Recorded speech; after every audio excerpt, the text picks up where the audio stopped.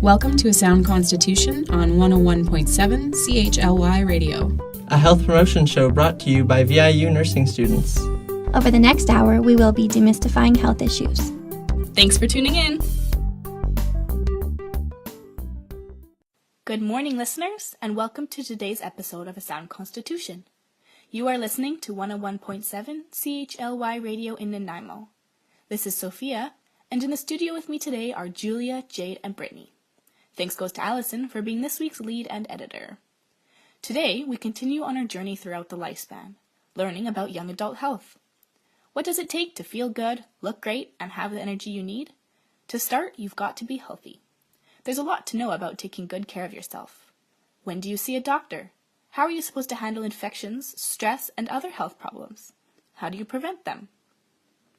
Young adulthood is a critical period in the life course. Today, we focus on young adulthood as ages 18 to 29. During this time, young adults navigate the transition to adult roles, responsibilities, and relationships. They make choices that may involve post-secondary education, new employment, military services, as well as marriage and childbearing. These choices have implications for their health and well-being, as well as access to healthcare services. According to Jane Park of the National Adolescent Health Information and Innovation Center, the healthcare issues of young adulthood largely mirror those of adolescents. Relative to older age groups, young adults are generally very healthy and rates of chronic disease are low. As with adolescents, the major health issues relate to behaviors. Behaviors such as substance use, sexual behavior, driving habits, and diet and exercise. These issues influence health in the short and long term. Jane Park also explains how this is a critical period to identify and treat mental health issues, as symptoms of 75% of all lifetime diagnoses emerge by age 24. Compared to adolescents, for example, young adults have higher rates of substance use, including marijuana, tobacco, and alcohol, drinking and driving, as well as higher rates of obesity, sexually transmitted infections, motor vehicle crash mortality, and homicide.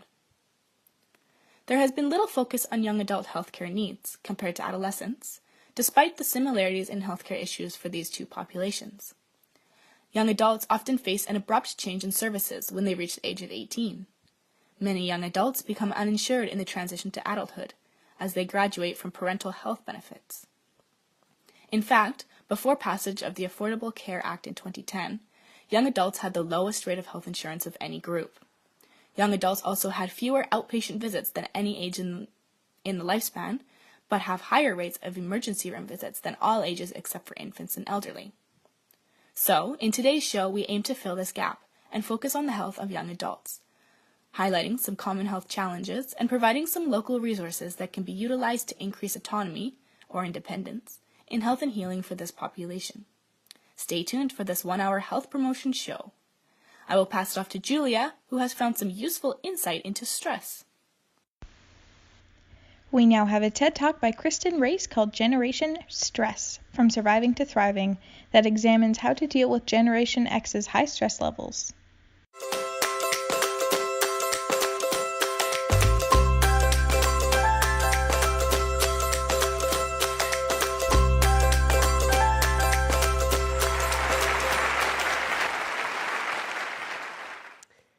I try to keep the fact that I've written a parenting book a secret. I live in a small town, and when people see me coming in the grocery store, I see a look of panic in their eyes. I assume they think I'm going to judge them because they're locked in a power struggle over buying Fruit Loops. But the truth is, I'm likely just off the heels of a battle with my own kids, and I'm using this trip to the grocery store as an excuse to get the hell out of my house. Safe to say that none of this is probably going to help me get my next book deal. But in addition to having written a parenting book, my work is based in the science of mindfulness. So not only is there this illusion that I know everything about parenting, but I'm supposed to be doing it all blissfully. Calm and collected, totally unflappable, disciplining and encouraging my kids in my best yogi voice. But most days, come 5 o'clock, I'm far more tempted to reach for the Chardonnay than the meditation cushion. And I'm not alone. You see, my generation is slowly but surely losing our minds. About 5 years ago, Generation X was identified as the most stressed generation in America. To complicate things, many of us Gen Xers decided to have kids. This created what I call Generation Stress, a generation of stressed out parents raising a generation of stressed out kids. My daughter started 6th grade about a month ago, and she was so excited to start middle school. And she shared with me these Pinterest photos explaining what all the 6th graders are doing.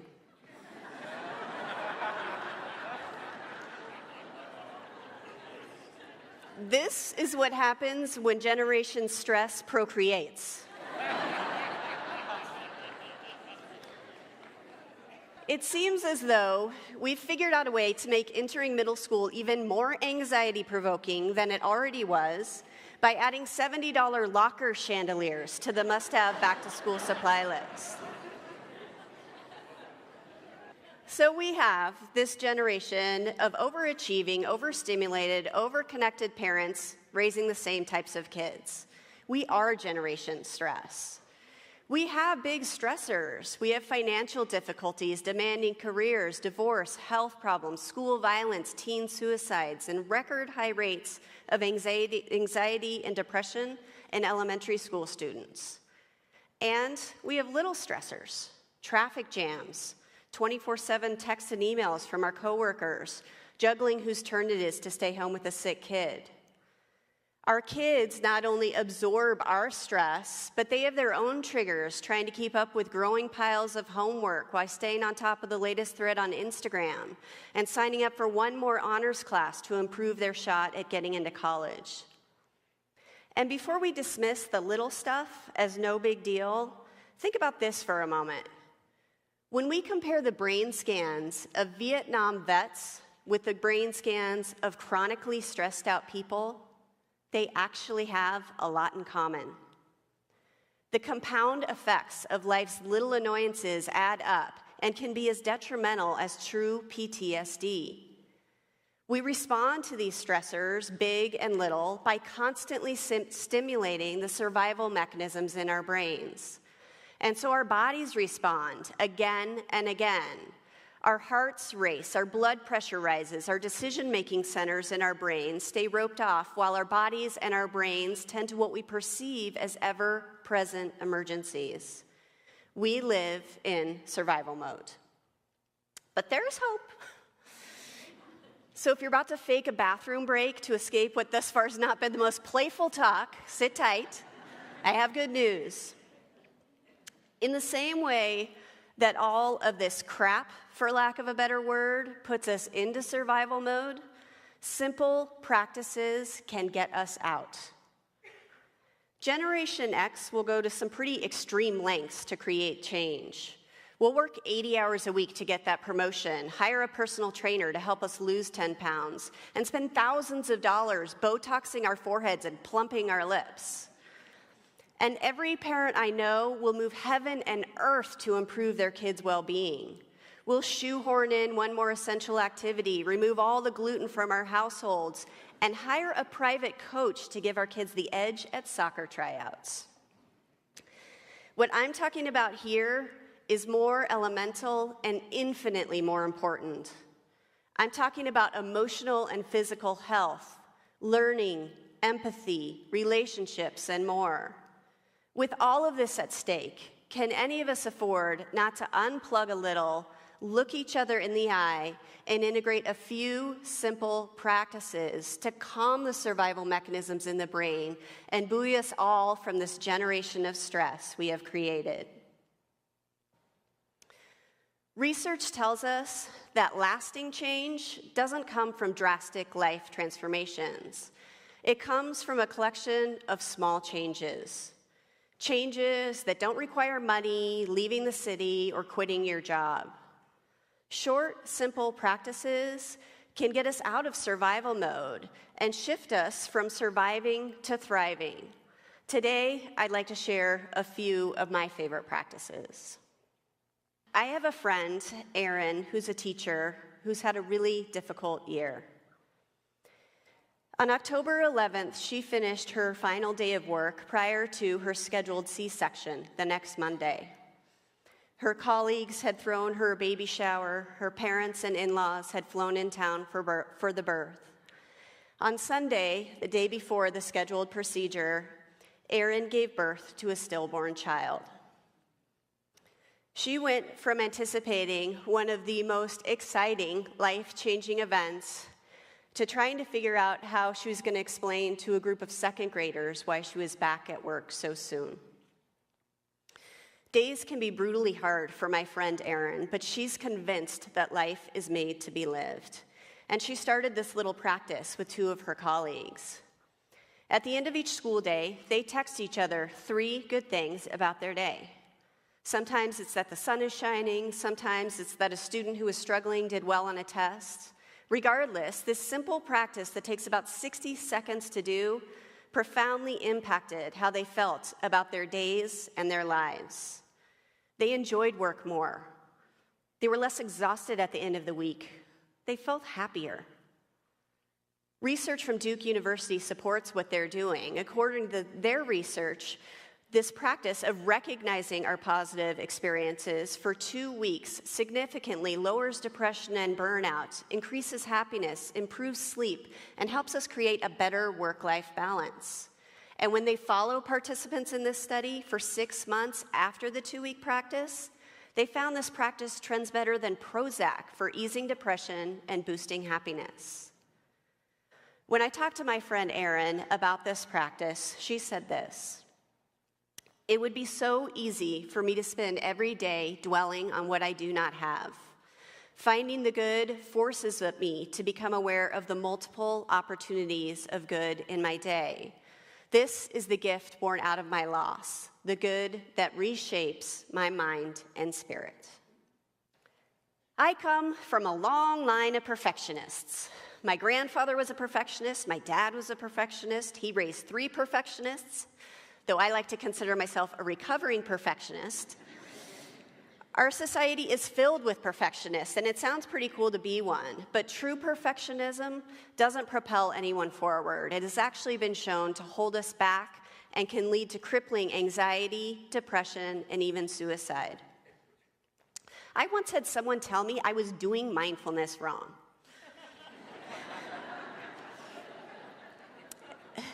Now, it sounds like you know that mindfulness is a practice based in non-judgmental awareness.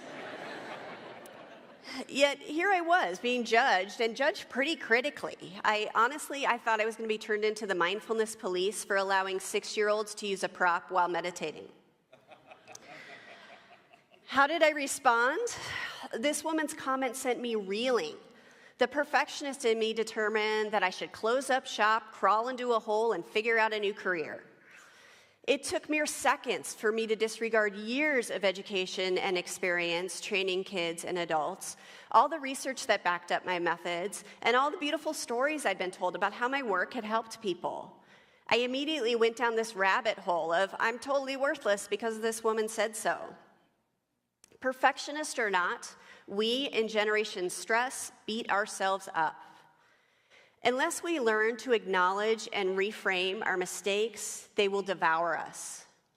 When I talked to my dad about the fact that part of what I was going to be speaking about today was perfectionism, he said this: "There is nothing wrong with attempting perfection so long as you understand that success is remote. Failure should not be viewed negatively, but rather it can serve as the basis for future challenges. And challenge is a stimulus for a productive, happy, and meaningful life." My perfectionist dad kind of nailed it. The practice is to reframe our mistakes and our challenges in terms of growth. When we can do this, our brain responds to these challenges differently. They no longer send us into a panicked downward spiral. You can reinforce this practice by asking your parents, your grandparents, or someone you look up to about a mistake they made that led to growth. Or share one of your own challenges with your teen or young child. Taking risks, making mistakes, picking ourselves up and dusting ourselves off are keys to grit and resilience. Resilience to all the stress I just mentioned. Kindness shifts us from surviving to thriving. Studies show that engaging in one act of kindness a day for just 10 days can measurably increase your happiness. And witnessing an act of kindness is almost as effective as engaging in the acts yourself, as this releases serotonin in our brain and can lead to what neuroscientists call a peak experience, those rare moments of inspiration that leave us grateful to be alive. These moments don't have to be over the top. You can hold the door for someone, let somebody who appears rushed go ahead of you in line, or write a kind note to a friend or a coworker in need. The key is to bring mindful attention to these simple acts. I wanted to find a way to cultivate kindness in my own family, so we play a game called Rosebud Thorn. It's a simple game that can be played at the dinner table, on a car ride, or before going to bed, and it reinforces each of the practices that I've talked about today. Each person takes a turn describing their rose, a good experience they had today, their thorn, a mistake they learned from today, and their bud, an act of kindness that they witnessed or initiated. This simple game that takes about 5 minutes never ceases to shift my family from surviving to thriving. Here's what's weird. There was a time in my life when I would seek out stressful situations. I took a job one summer in college working for a bungee jumping company. I had the esteemed job of testing the ropes. Every morning, before any customers jumped, I would fling myself out of a basket 350 feet above the earth and hope that my college buddies had secured the lines. I think I got paid $8 an hour for this prestigious position. Today, I don't have to pursue extreme sports to find stress. Modern living is an extreme sport. The thought of my inbox on Monday mornings gets my heart racing. And the locker chandeliers, those put me over the edge. My point to you here is this. We are surrounded by big and little stressors, and they aren't going away.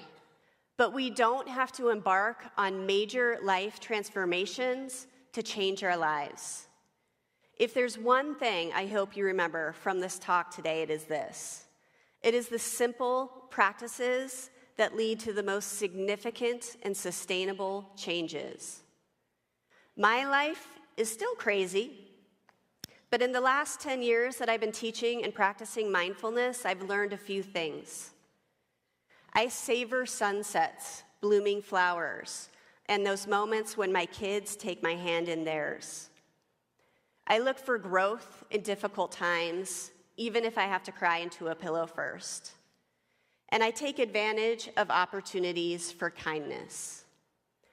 It's these simple practices that shift my survival brain to my thriving brain and leave me feeling pretty damn grateful for my hectic, overwhelming, and imperfect life. Thank you.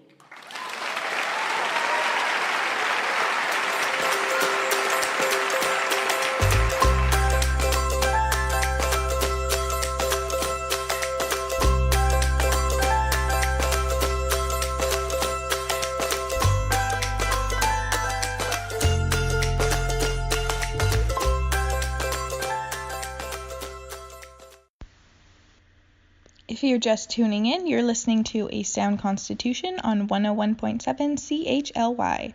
That was a TED Talk by Kristen Race entitled Generation Stress, From Striving to Thriving. Up next, Sophia's going to talk about STIs. Now it's time for some STIs 101. What is an STI? An STI, or a sexually transmitted infection, is caused by an organism, a bacteria, virus, or parasite, that can be passed from one person to another during sex or intimate contact. How does someone get an STI? Most STIs are passed or transmitted between sexual partners through unprotected intercourse. Some STIs are passed by skin-to-skin contact, so using condoms or other barriers is a good way to lower the chance of passing. How do I know if I have an STI? You may not notice any changes in your body when you have an STI. Sometimes the symptoms are easy to miss, or they may only last a short time. Even when you don't have any symptoms, you can still pass an STI to a sexual partner. The only way to know for sure if you have an STI is to get tested or checked out by a healthcare provider. What happens if I get an STI?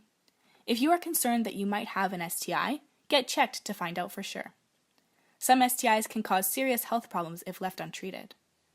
If your results come back positive, meaning you have an STI, your healthcare provider will tell you what kind of treatment you need. Some types can be cured with medication. Others can be treated with medication, but not cured. Today I have a new and improved resource to share with you around STI testing. It's called Get Checked Online. Get Checked Online is a free and confidential online sexually transmitted infection testing services. It's provided to you by the BC Centre for Disease Control. There are 3 easy steps to getting checked online. Once you're at the website, getcheckedonline.com, create an account.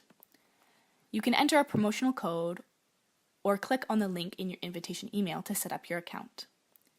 You will need to provide some personal information, including your name, date of birth, gender, city, and phone number. This is also the lab can process your samples and can contact you with your results.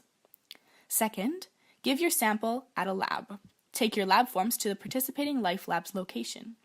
You will not be asked to show ID or your BC Care card. At the lab, you will be asked to give blood and/or a urine sample, and you may be given a swab kit to take home. Thirdly, get your test results. You will receive an email from Get Checked Online letting you know when your test results are ready. If any of your tests are positive or inconclusive, a nurse will contact you to talk about treatment or retesting. Look at that, it's as easy as that. Next up, here's Brittany with some other health concerns for young adults. Off to you, Brittany. Thanks, Sophia. If you're just tuning in, you're listening to A Sound Constitution on 101.7 CHLY Radio, broadcasting from Nanaimo. We're talking about health in young adults.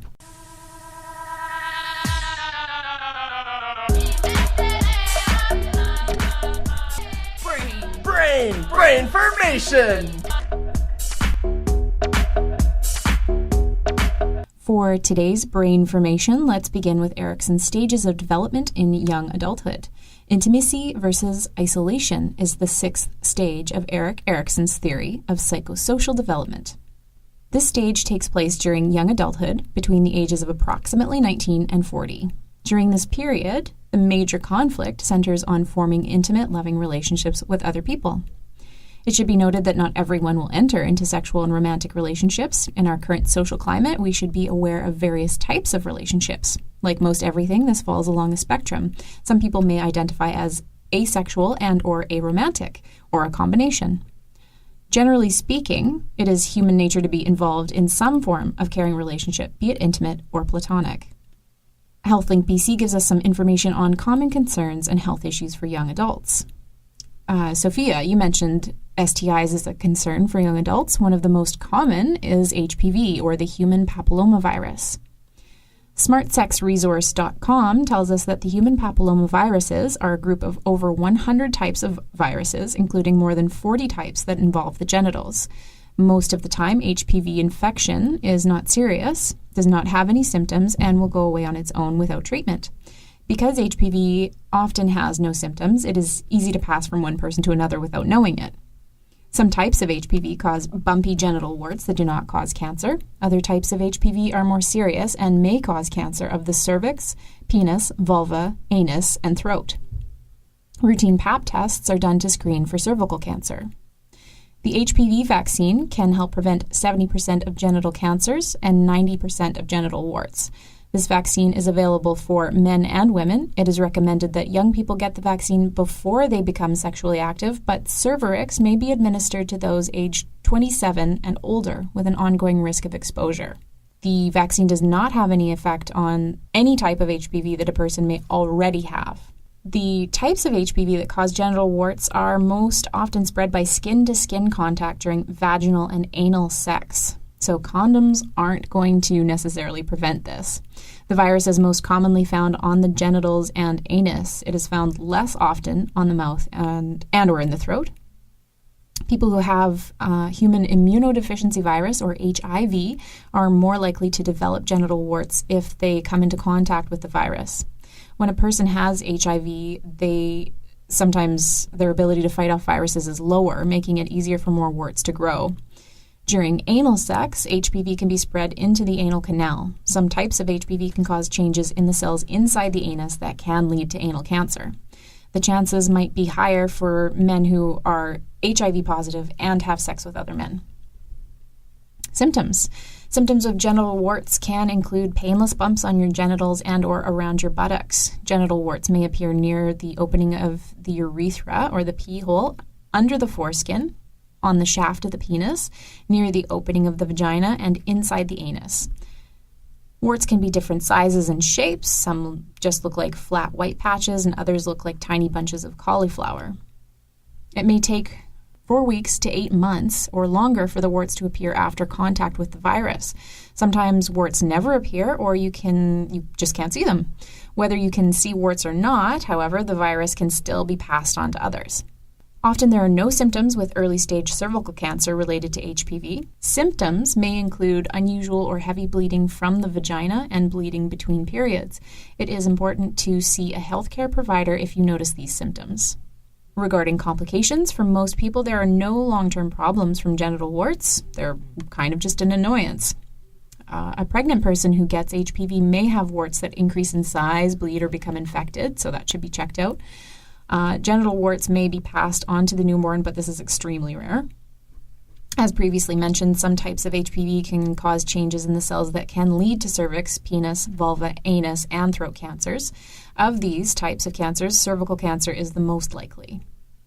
Health Canada has approved 3 HPV vaccines: Cervarix, Gardasil, and Gardasil 9. All 3 vaccines protect against HPV types that cause most cases of cervical and anal cancer. Both Gardasil and Gardasil 9 also protect against HPV types that cause most cases of genital warts. The vaccines prevent HPV infection but do not get rid of an existing infection. HealthLink BC tells us that breast lumps or changes are a common health worry. People with breasts may have many kinds of breast lumps and other breast changes throughout their lives, including changes that occur with menstrual periods, pregnancy, and aging. Most breast lumps and breast changes are normal. Non-cancerous or benign breast changes include sacs filled with fluids or cysts, generalized breast lumpiness, painless, movable, and firm round lumps or fibroadenomas, damaged fatty tissue or fat necrosis, growths inside the ducts or intraductal papillomas, enlargement of lymph nodes in the breast pain or mastalgia, breast infections called mastitis or abscesses, nipple discharge, inflamed blood vessels or thrombophlebitis. If a woman has breast implants, there could be changes in the implant over time. Normal activity or an injury to the breast can damage the implant, causing it to leak, deflate, or rupture. The implant may harden, develop ripples, shift position, or change shape. The implant may need to be removed and replaced if any of these changes occur. Breast changes that need follow-up. Many people with breast pain or breast lumps worry about breast cancer. There are 2 common methods of early detection. Mammograms. They're a type of X-ray of the breast that can often find tumors that are too small for you or your doctor to feel. Experts do not agree about when or how often people should have mammograms.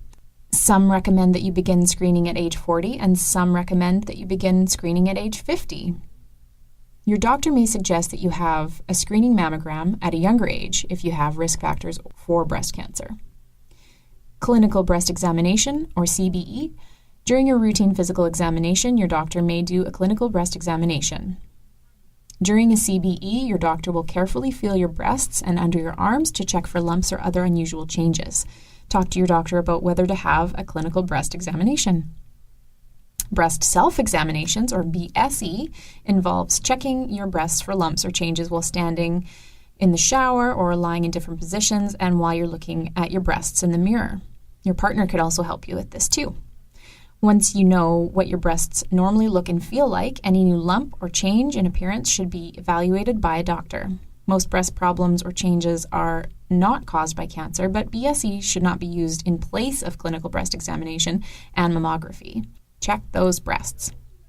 Early breast cancer is often seen on a mammogram before there are any symptoms. The most common symptom is a painless lump, but sometimes painful lumps are cancerous. Other symptoms of breast cancer include skin changes such as dimpling or puckering, nipple discharge, darkening of the area around the nipple or the areola, a nipple being drawn inward, any breast problems that last more than 2 weeks, or a breast lump in a man. Something that may present itself at any stage in life, not just in young adulthood, is gender identity and transgender issues. Gender identity is your internal and psychological sense of yourself as a woman, a man, both, in between, or neither. Only you can determine your gender identity. Sexual orientation is a term used to describe your pattern of emotional, romantic, or sexual attraction. Sexual orientation may include attraction to the same gender, homosexuality, a gender different than your own, heterosexuality, both men and women, bisexuality, all genders, pansexuality, or neither, asexuality. For more information about gender identity and sexual orientation, including how to find support services in your area, visit Qmunity, that's Qmunity, and that's BC's Queer Resource Centre, or Vancouver Coastal Health Transgender Health Information Program. They also go by Transcare BC. You can call them at 604-734-1514 or toll free at 1-866-999-1514. Another concern of young adults is arthritis. The Canadian Arthritis Society reminds us that there are many different types of arthritis, and it is not just a disease affecting older populations. The word arthritis means inflammation of the joint. Arth meaning joint, and itis meaning inflammation. Inflammation is a medical term describing pain, stiffness, redness, and swelling. There are more than 100 types of arthritis. Some are caused by joint inflammation, while others are caused by joint degeneration or wear and tear. Arthritis is among the leading causes of disability in Canada, affecting nearly 4.5 million people every age, physical condition, and ethnic background. Intimacy and arthritis.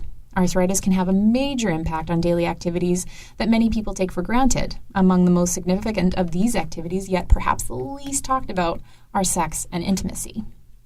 It's important to understand that arthritis does not cause a loss of sex drive. Sex itself will not worsen your arthritis. However, the physical and emotional hardships that result from arthritis can create barriers and that undermine sexual needs, ability, and satisfaction.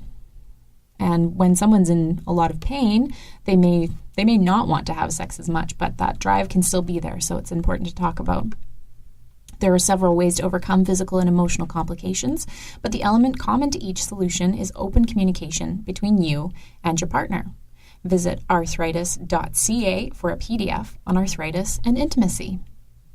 And speaking of nurturing relationships, in young adulthood is often when people think about starting families. So what about pregnancy and arthritis?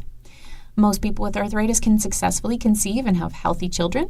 Many forms of arthritis are hereditary or they're linked in throughout your family, but the risk is relatively small. If you're planning to have a baby, it's critical that you discuss your medication options with your doctor, as it might be necessary to briefly stop some of your medications to ensure a successful pregnancy. And those were some of the health concerns and issues of young adults on today's Brainformation. Hello, listeners. I'm going to talk to you all a little bit about healthcare coverage and access to healthcare. As young adults, it can be sometimes difficult and confusing transition into adulthood, where you begin to take on many new responsibilities. One of these difficult transitions is in acquiring your own healthcare coverage through the province, known as the Medical Services Plan, and also looking into private insurance to cover what MSP does not. So, all residents in BC must apply for MSP to receive healthcare coverage. If you have been a resident and are now transitioning into adulthood, you may be eligible to stay as a dependent under your parents' MSP while you are attending post-secondary education, and if you are between 19 to 24. Some employers may pay MSP premiums for you, while in some instances you will have to apply and pay the premiums yourself. If you are a new resident coming to BC from out of province or out of the country, you should apply for the MSP as soon as you arrive. There is a 3-month waiting period from the time of application where you will not be covered through the MSP, and HealthLink BC suggests that these individuals obtain a private insurance plan during this time.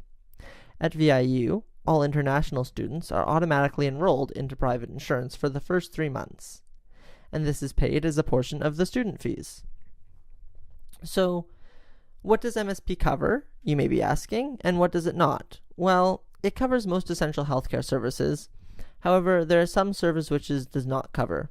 These include services that are deemed to be not medically required, such as cosmetic surgery, dental services, except as outlined under benefits, routine eye examinations for persons 19 to 64 years of age, eyeglasses, hearing aids, and other equipment or appliances, prescription drugs, acupuncture, chiropractic, massage therapy, naturopathy, physical therapy, and non-surgical podiatry services are also not included.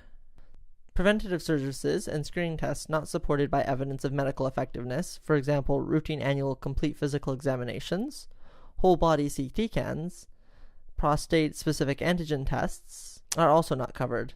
And lastly, services such as counselors or psychologists are not covered. All individuals are encouraged to obtain supplementary healthcare coverage to help cover the cost of these services. Many employers and educational institutions will offer supplemental healthcare benefit plans. At VIU, all students are enrolled in supplemental coverage to help cover the cost of these services not covered by MSP, though you may opt out if you are already receiving different coverage. There is also some governmental assistance for these services which is available to children and lower-income individuals, including those receiving social assistance. To learn more about what is and isn't covered, you can call or go to HealthLink BC's website. At VIU, there are also a number of healthcare services offered to the students. These include some counseling services, and also a medical clinic which is staffed by 2 nurse practitioners. Hello, listeners. Up next, we have a TED Talk audio clip by Ed Stevenson about reimagining the way we view drug and alcohol use.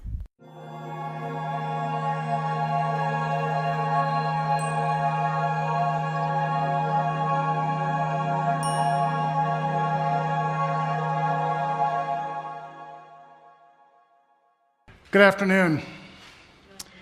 As I said, my name is Ed Stevenson. I'm a realtor.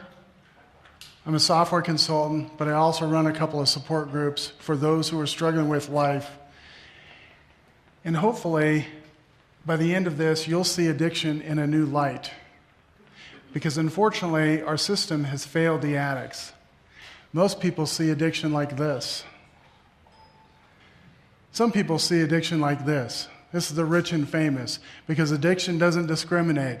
Rich or poor, it can strike anyone, anytime, any place.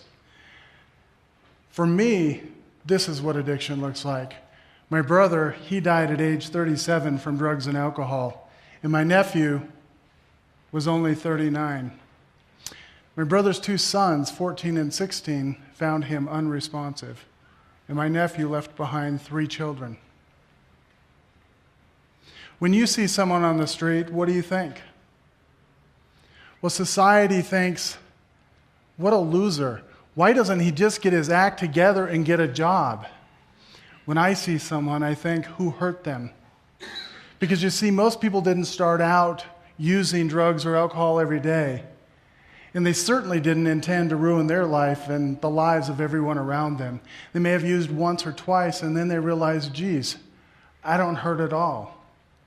I don't feel any of that pain from my childhood, that abuse, that neglect, that molestation. You see, we have a society that is hiding from their pain.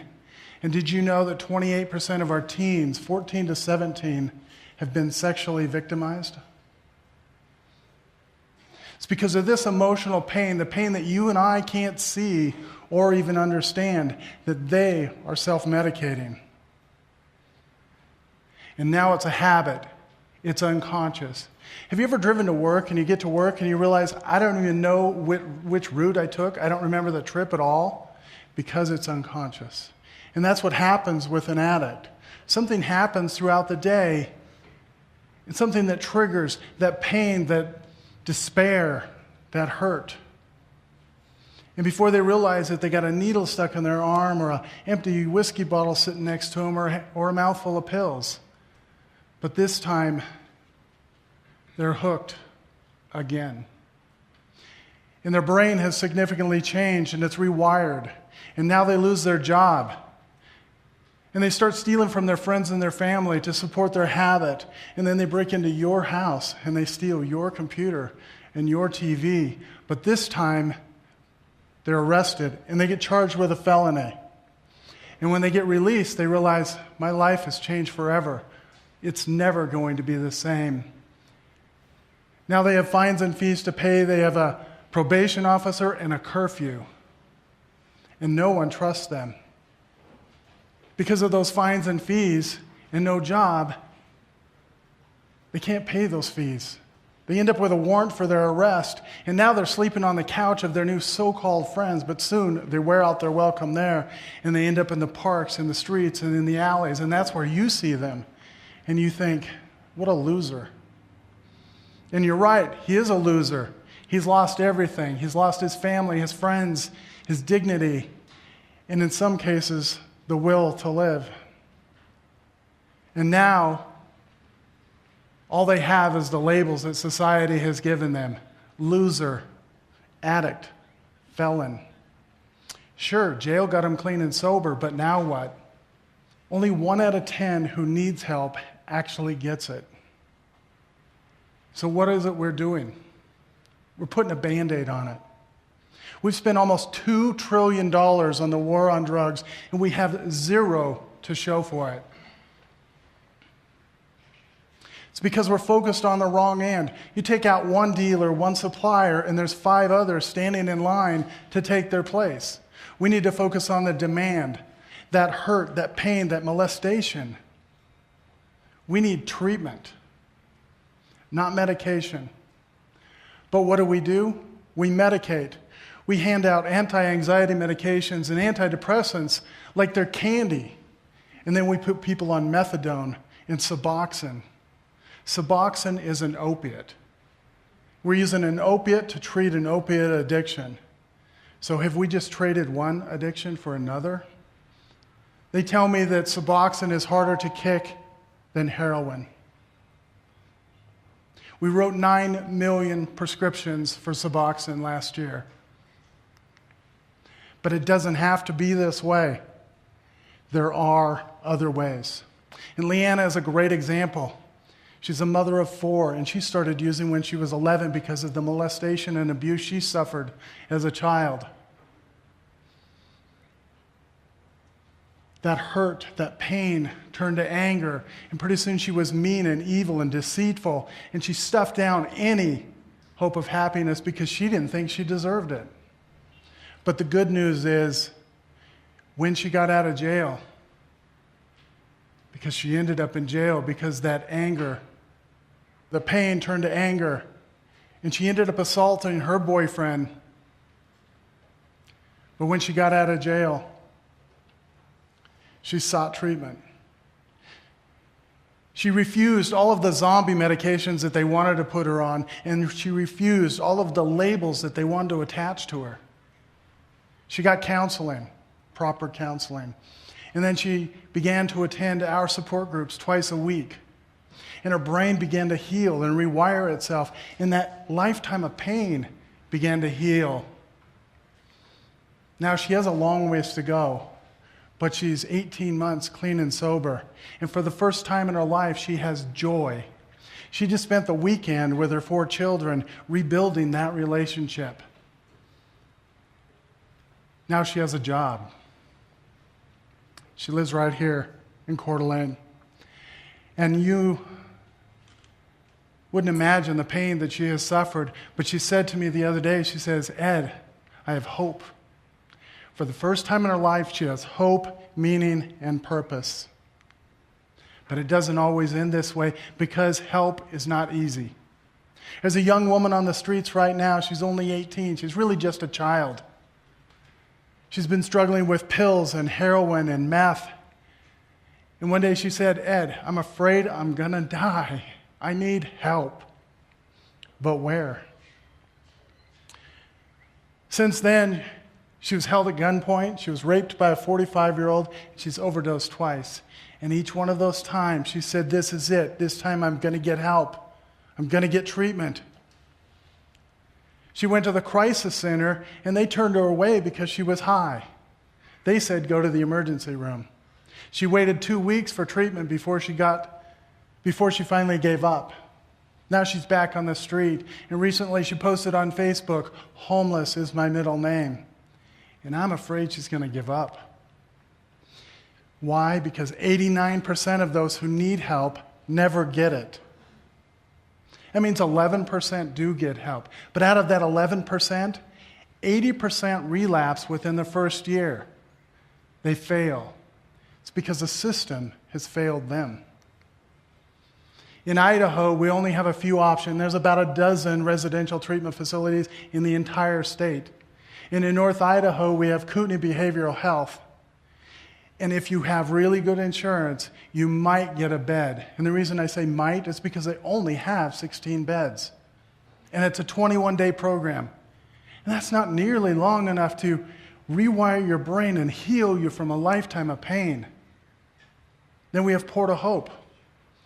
You have to apply and you get approved because it's state funded, and that takes time. Time is not something an addict has. They need help today, not in 2 weeks. They need it today.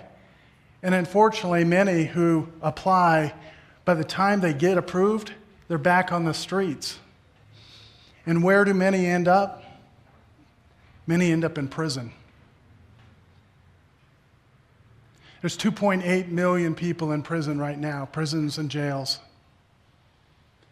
And our addiction rate has stayed the same through the entire war on drugs. So why are prisons so full? It's because they're cheap. It's like a Motel 6. We'll keep the light on for you. On average, it's $85 a night. And you, as the taxpayers, are paying that bill. Remember when we had mental institutions? And we got rid of them because they were expensive and politically incorrect? Where do you think many of those people ended up? They ended up in prison. The problem is we're fighting it from the wrong end. We have 470,000 correction officers when we should be investing in treatment. Instead, we only have 94,000 counselors. And did you know a probation officer or a correction officer with a high school diploma can make $40,000 a year? And a counselor with a bachelor's degree on average makes $39,000 a year. The cost to society, the economic impact is huge, and you guys are paying the bill. $484 billion. All this while spending for addiction treatment from the federal government has gone down. Addiction is increasing. We add 2.8 million new addicts every single year, and 54% of them are 18 years and younger. So why does this happen? It's because addiction carries a stigma. Why is it we see cancer as a pretty ribbon, but we see an addict as someone in the alley with a needle in their arm? Maybe what we need to do is put a ribbon on it instead of a Band-Aid. I want to use cancer treatment as an example. We've all been told that you're not cancer-free until you hit that 5-year mark. Addiction is not much different. It takes time. First, we must get the addiction under control, just like we get cancer under control. Then we have to rewire their brain, modify their behavior, and treat a lifetime of pain. That takes time. It's not a 28-day program. We need to give them the tools to rebuild their life. We need to treat them properly. We need to stop treating addicts like it's their fault. We need to give them proper treatment. Remember when cancer was the C word and no one talked about it? Well, now, if you get cancer, they start up a GoFundMe account and a meal brigade. And last I looked, there were 127,000 campaigns online. So why is this not an option? Failure is not an option because no child should grow up in an abusive household. No child should grow up with an addict as a parent. And no child should be visiting their mother or their father in prison and seeing them through bulletproof glass. What do you think that does to a child? It breaks them. And it repeats that cycle. Two of the people in this picture didn't make it. And what I'm asking you to do today is look at addiction in a new light. Look at what the cause of addiction is. We have people dying. Why? Because we've had children that have been hurt. We've had children that were molested, abused, and they've self-medicated, they've masked their pain, and now they've grown up into an addict, and that's who we see on the street. We need treatment. We need proper treatment. We need long-term treatment. We need to stop wasting money on prisons. Stop wasting money on failed short-term rehab programs. We need people in long-term programs. We need to use technology to help them stay on the right path. You see, the problem is there's 20% of the addicts out there that you're not going to help no matter what you do. Then there's 20%, no matter what you do, you can stand in their way and they're going to get help. But it's that 60% who can't get help, that's screaming for help. They want to change their life. They want to rebuild their family. But they don't have options because they don't have that great insurance. They don't have the resources. And that's who we need to focus on. And if we look at addiction, if we remove that stigma and stop putting a Band-Aid on it, we can actually start saving lives. And our mission is to transform lives and families. And I'm asking all of you to join us in seeing addiction for what it is. It's a child who has been hurt. Thank you.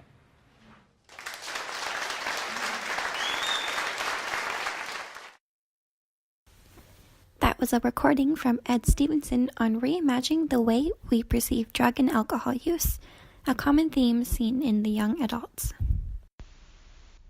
Our next musical interlude is brought to you by Nanaimo's Young Babylon with their song Let My Dancing Do the Talking.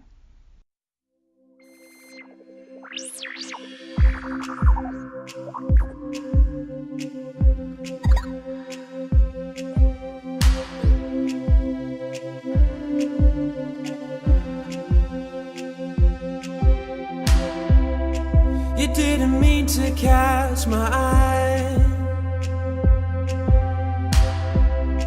Girl, I would like to get to talking.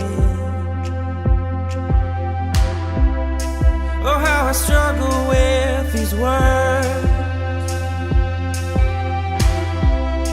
Yeah, I'll show you, I'll show you, I'll show you.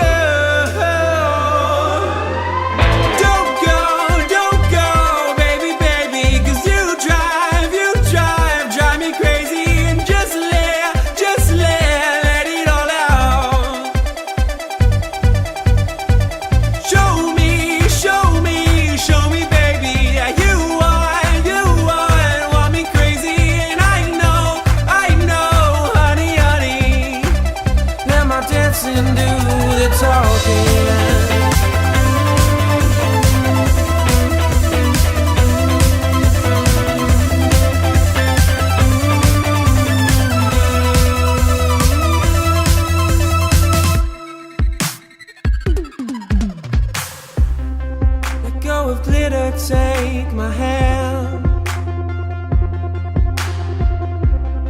just feel the rhythm, feel the band.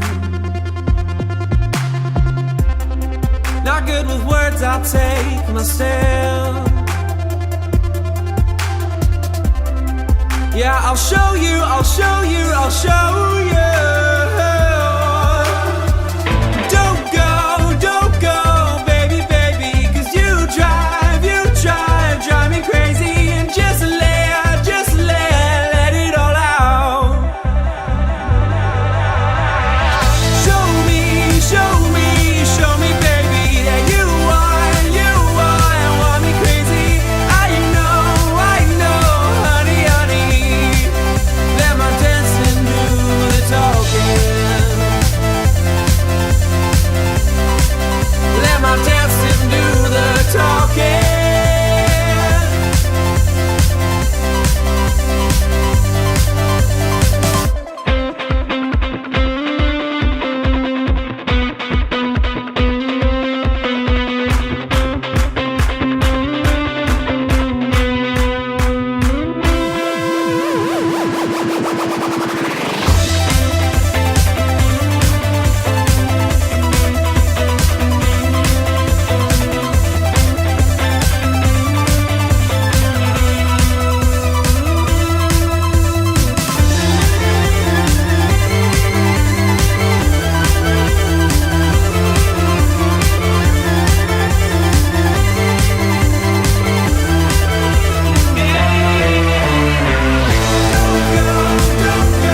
Don't go, baby. Drive me crazy. Just let it all out. Show me, baby. Want me crazy. Let my dancing do the talking. Let my dancing do the talking. Let my dancing do the talking. Let my dancing do the talking.